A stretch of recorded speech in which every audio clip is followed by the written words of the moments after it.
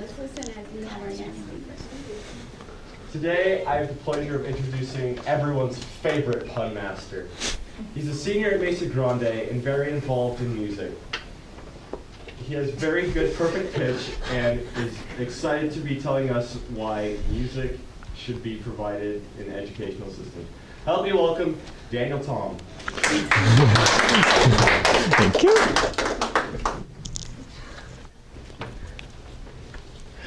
Music education is a part of nearly all schools' curriculums, but more and more schools today are doing away with this program because of budget cuts. This is a huge mistake on their part because not only are they cutting a vital part out of their curriculum, but the students are also losing the benefits, the health benefits of what musical knowledge can bring to themselves and humanity. Consider these 4 points. The first is that music enriches the mind and that it improves overall brain power and performance in school.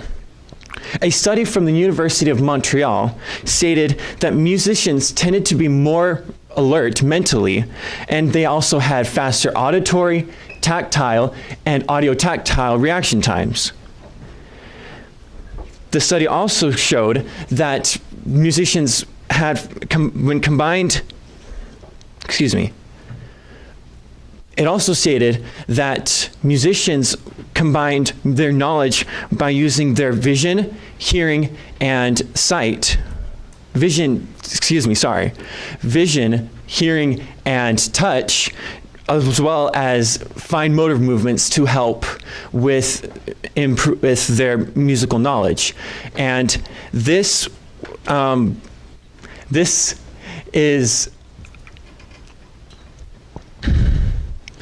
is important for real life and for applying to the real world.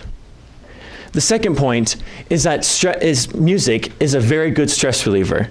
Daniel J. Levitin, a professor at McGill University, published a review in 2013 where he reviewed over 400 research papers on the neurochemistry of music.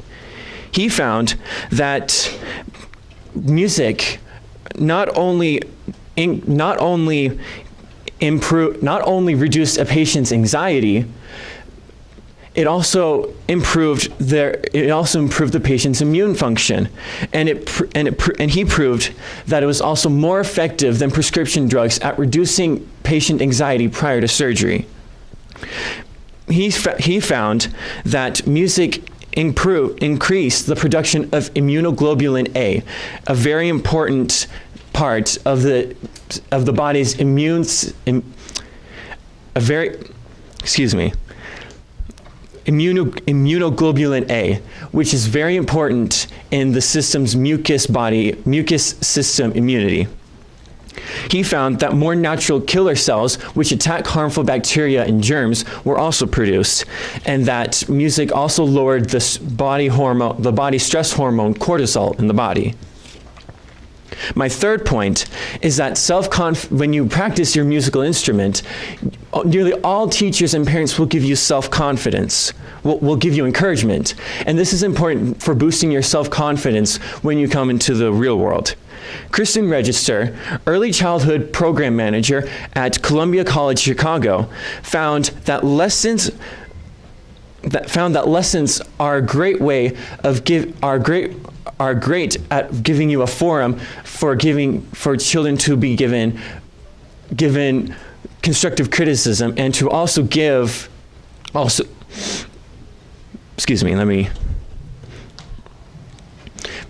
may I start from my third point? Yeah. My third point is that when you practice your musical instrument, nearly all teachers and parents will give you encouragement, and this is important for building your self-confidence when you enter into the real world.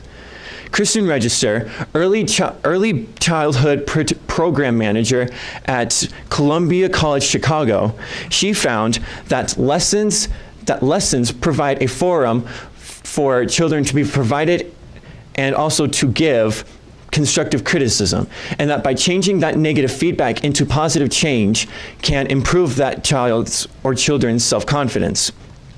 She also found that group lessons are also great for realizing that children are not perfect, that we all make mistakes, but there's always room for improvement. My last point, point number 4, is that your memorization skills are greatly enhanced.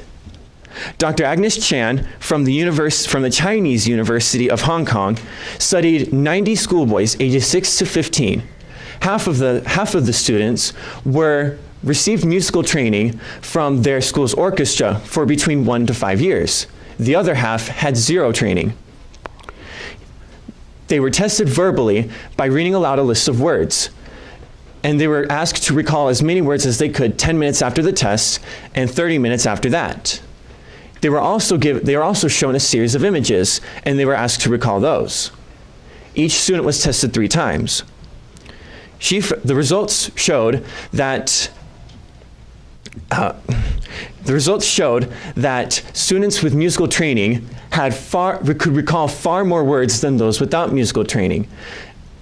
Than those without musical training. While there was no significant difference between the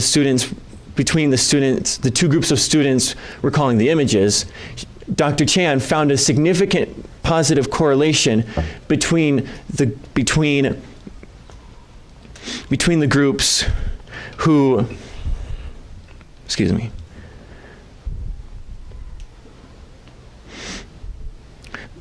Dr. Chan found a positive correlation with music for those who had training and those who had no training.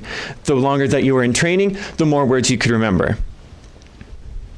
MRI scans proved that the planum temporale, which is responsible for verbal memorization, was much larger in musicians than in non-musicians. However, even with these benefits, music is not for everyone. Not everyone wants to play the piano at an hour at a time and move those hands, those frozen hands up and down the piano. Not everyone wants to pull a bow across 4 strings and have to push their fingers on the strings to play a correct pitch.